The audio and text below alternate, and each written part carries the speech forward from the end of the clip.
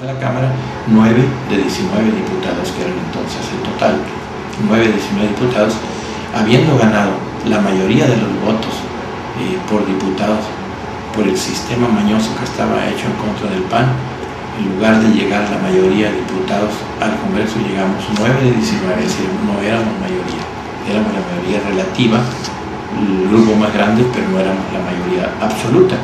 Aún así, mantuvimos el liderazgo en el Congreso y logramos cambiar cosas, como fue en primer lugar que el Congreso fuera independiente del Ejecutivo, aunque era nuestro partido. El Rufo jamás se metió en el Congreso, yo fui presidente, el primer presidente del Congreso, y fui coordinador de los diputados del PAN los 3 años, y Rufo jamás hizo una llamada al Congreso para dar una instrucción, jamás, ni él, ni su secretario general de gobierno, ni nadie.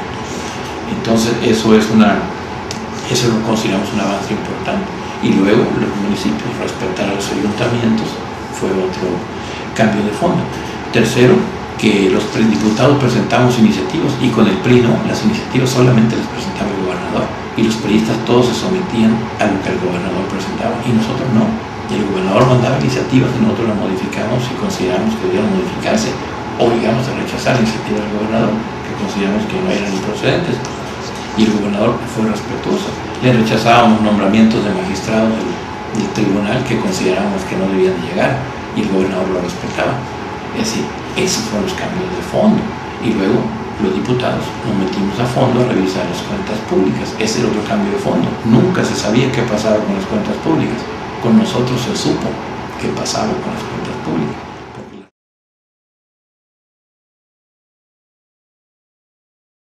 Sí, en primer lugar le quitó recursos al Estado, recursos que tenía derecho según el sistema de distribución de participaciones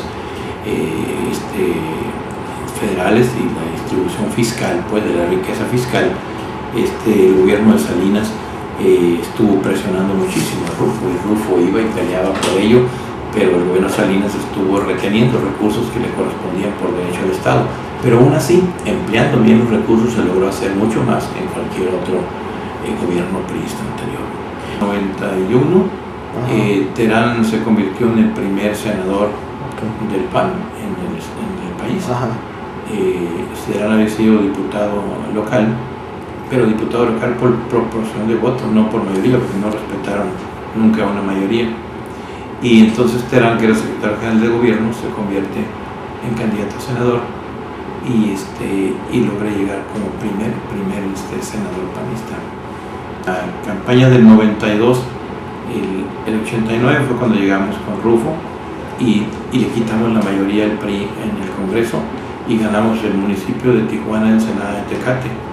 Y el 92 se ratificaron esos, perdimos Tecate, pero se ratificaron Tijuana y Ensenada. Y en 95 ganamos el de Mexicali. Terán tuvo una votación muy alta también. Rufo había ganado con más de 50,000 votos de diferencia. A pesar de que el sistema nos echó todo encima, pero con Terán ya se había demostrado pues que a pesar de que Rufo estuvo bajo ataque cotidiano todos los días de la prensa comprometida con el sistema priista, los dineros priistas estaban metiendo duro para que la prensa atacara al gobierno de Rufo, a todos los que estábamos en alguna posición en el nuevo gobierno. Y en la elección de Lordi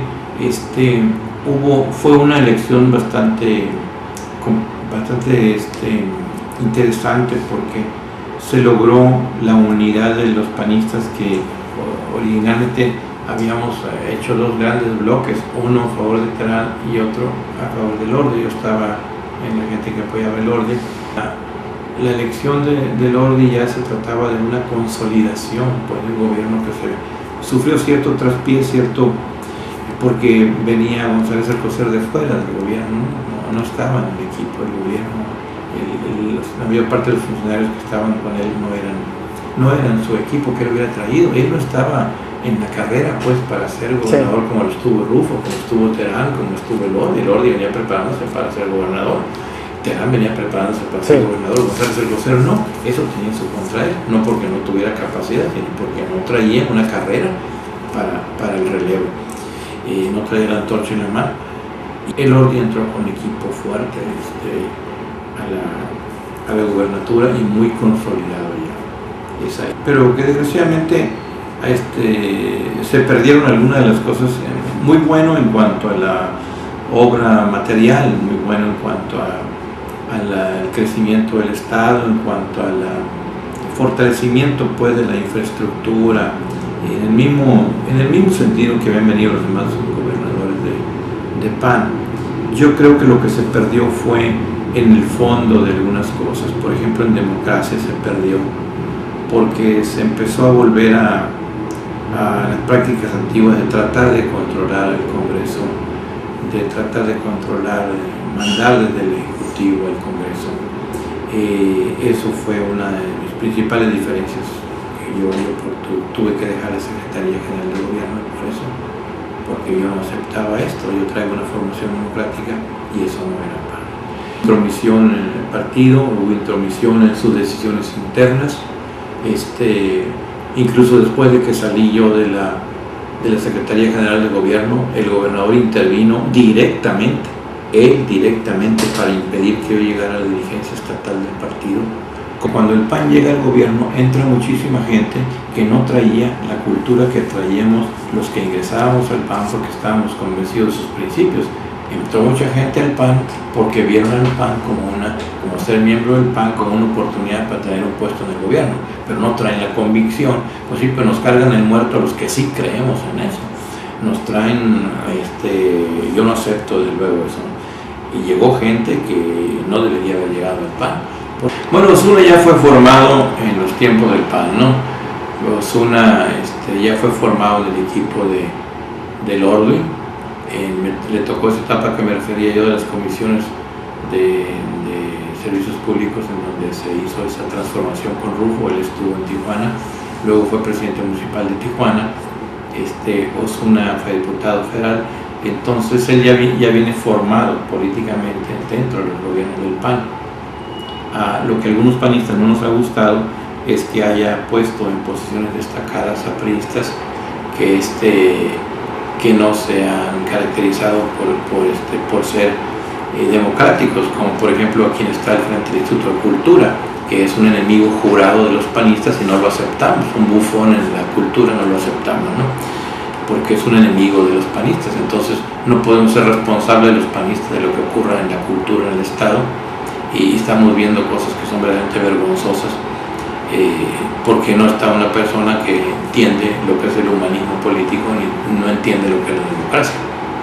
Una persona que estando en el gobierno del Estado sigue usando su posición para promover sus grupitos y sus intereses, pues no lo aceptamos los panistas. Eso como una muestra, ¿no? Entonces, esas son las cosas que han cambiado con el tiempo. Entonces se van formando equipos dentro de gobierno que no tienen los principios, que no tienen los ideales y que tampoco han sufrido por llegar a lograr la democracia, que eso es un valor también, pues que no les tocó hacer ni siquiera representantes de casilla, ni en los buenos tiempos, menos en los malos, cuando nos garroteaban y nos encarcelaban. No vivieron nada de eso. Obviamente no le tienen el mismo amor a un proyecto político.